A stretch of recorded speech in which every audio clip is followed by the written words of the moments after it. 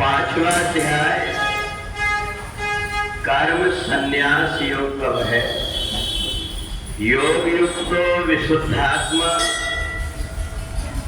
विजितात्मा जितेन्द्रिय सर्वभूतात्म भूतात्मा कुर्वन् अपि न लिप्यते।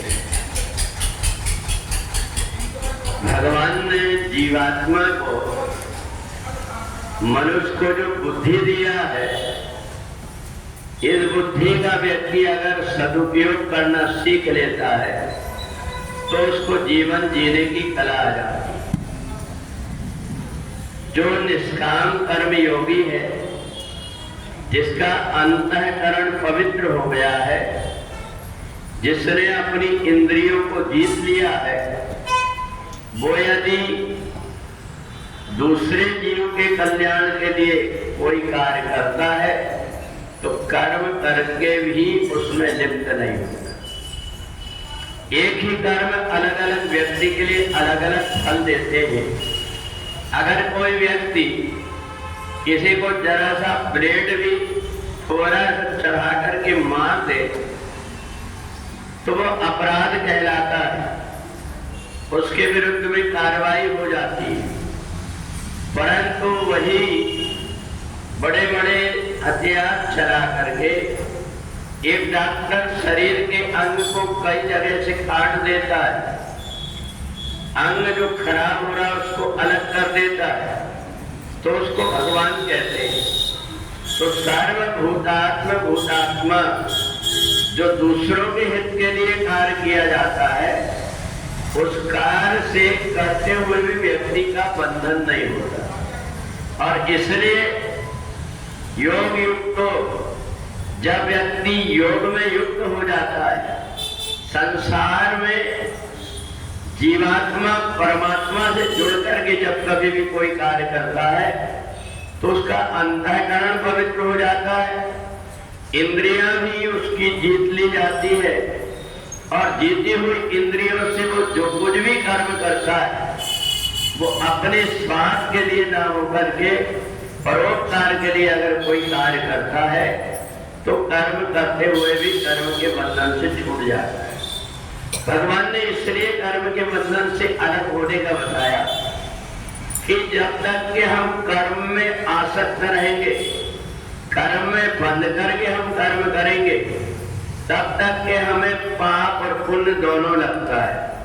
परंतु जब हम कर्म के बंधन से हट करके निष्काम भाव से कर्म करते हैं तो ना हमको पुण्य लगता है ना पाप लगता है। जो कुछ भी हम पुण्य कर्म करते हैं वो परमात्मा की निगाह में आ जाता है और वो देख लेता है, वैसा हमारे लिए बुद्धि बना देता है। तो इसलिए जब तक हम कर्म के बंधन से नहीं छूटेंगे, ये आवागमन का बंधन बना रहेगा।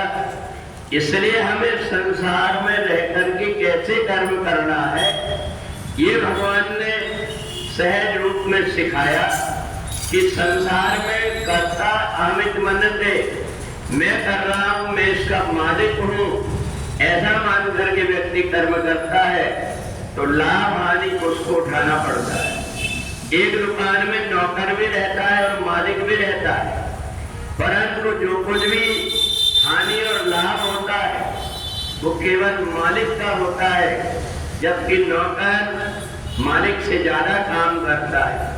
तो इसलिए जो व्यक्ति केवल निमित्त मात्र बन करके कर्म करता है, कर्म कराने वाला कोई और है, मैं साक्षी भाव से कर्म कर रहा हूं, ऐसा मान करके जब व्यक्ति कर्म करने लगता है वे सबसे ऊंची स्थिति कहलाती है।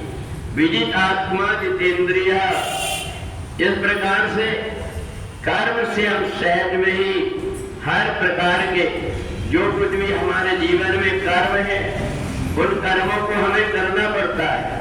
बिना कर्म के शरीर का किसी का भी निर्वाह नहीं हो सकता, इसलिए कर्म तो करना पड़ता है। पर कर्म करते समय हम अगर कर्म के बंधन में मोह से अलग होकर के, आसक्ति से अलग होकर के कर्म करते हैं तो ये कर्म हमें मोक्ष प्रदान करते हैं, और आसक्त होकर के कर्म करते हैं को ये बंधन में डाल देते हैं। इसी बंधन से छूटने का उपाय बताया। जो कुछ भी कर्म हो कृष्ण अर्पण वस्तु जो कर देता है वो कर्म के बंधन से मुक्त हो जाता है। बोले वृंदावन बिहारी लाल